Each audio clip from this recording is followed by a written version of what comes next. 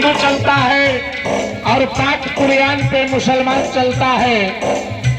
गीता पे हिंदू चलता है, पाक कुरान पे मुसलमान चलता है, और मेरे बाबा साहब के लिखे हुए संविधान पे पूरा हिंदुस्तान चलता है। थोड़ा जोरदार ताली बजाइए।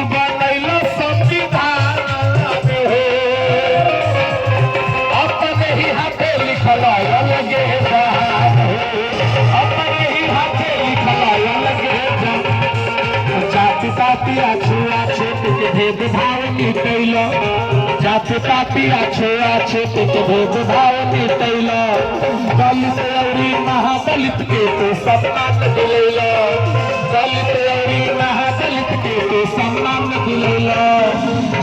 अरे हमनी गरीबवन के जान रहल, हमनी गरीबवन के जान रहल, बाबा साहेब जी महान रहला, हमनी गरीबवन के जान रहला, बाबा साहेब जी महान रहला।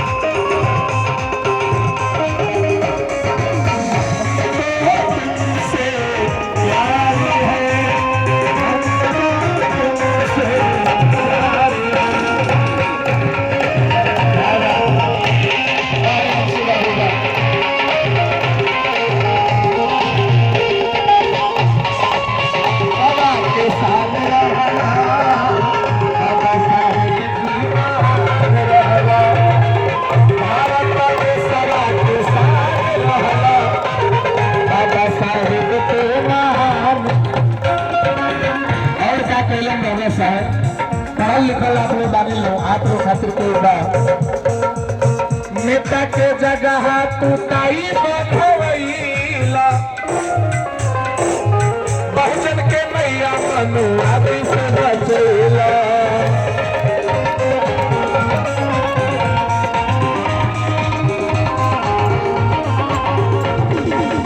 नेता के जगह तू ताई बनवैला, बहुजन के मैया मनु आदि से बचैला, बहुजन के मैया मनु आदि से बचै।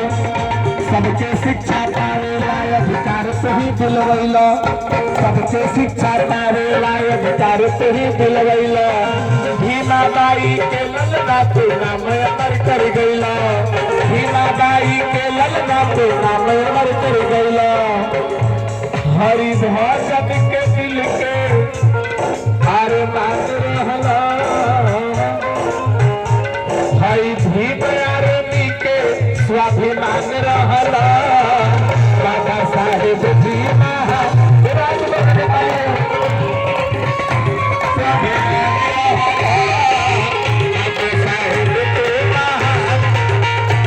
हरि भजन के आसमान सान रहला, बाबा साहेब जी महान रहला।